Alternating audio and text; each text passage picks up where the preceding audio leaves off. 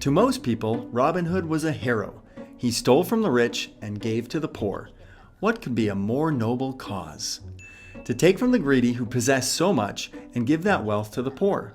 While this narrative may seem like a story of justice, it is this mentality that the rich need to give to the poor that has gotten us in such a massive financial mess. Ironically, it is this idea that has created such a massive wealth gap between the rich and the poor. To understand this, we must examine the history of taxes. At one point in history, there were no taxes. Occasionally, there would be temporary taxes levied in order to pay for wars. The king or president would put the word out asking everyone to chip in.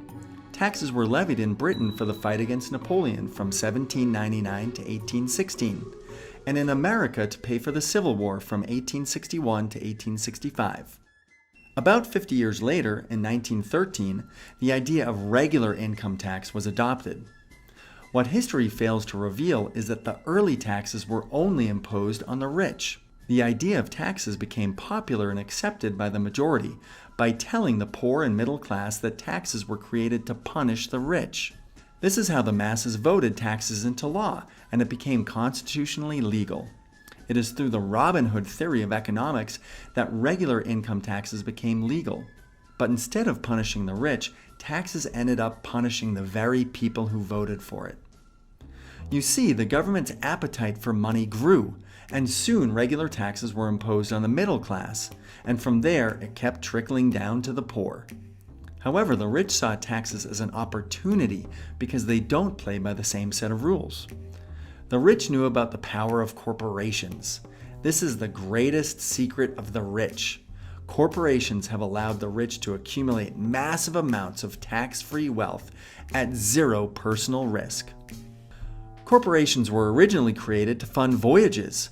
A wealthy merchant would put money into a corporation to finance the voyage. The corporation would then hire a crew to set sail to the New World in search of treasure. If the boat sank and the crew lost their lives, the corporation would take a hit and the merchant would lose their investment.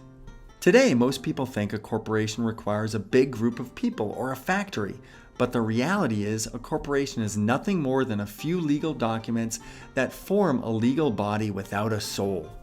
So a corporation is not a real thing. It's only real in the eyes of the government.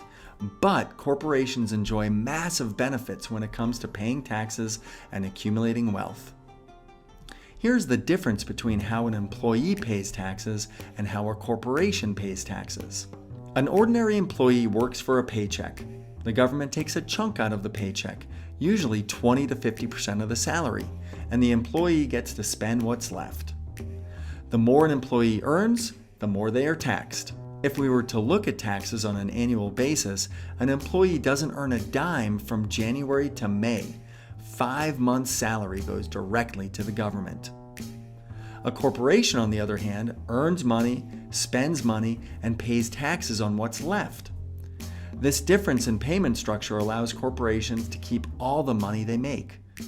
Corporate tax is already much lower than personal income tax. At the end of the fiscal year, corporations have a choice: pay taxes to the government or reinvest their money back into the corporation to make it grow.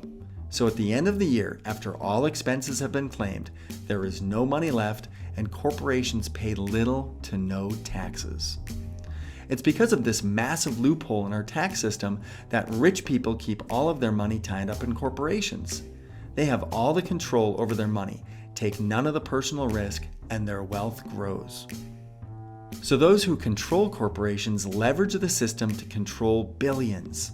They don't have their cash just sitting in their bank account. It's all tied up in corporations. Most billionaires keep less than $1 million in their personal bank account, yet they have control over billions and can access the money through their corporations anytime they want.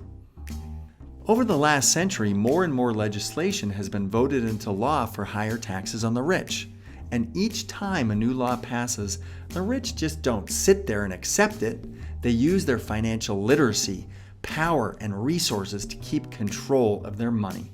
The burden of the tax then falls on the upper middle class, which in turn widens the gap between the rich and everyone else. But here's the good news. Anyone can start a corporation. Yes, anyone. even if you don't have a business idea. Create a corporation and you too can control your money and spend it before the government takes it. It is this knowledge that can get you out of financial stress and into a life of freedom. Don't use ignorance as an excuse to not become wealthy.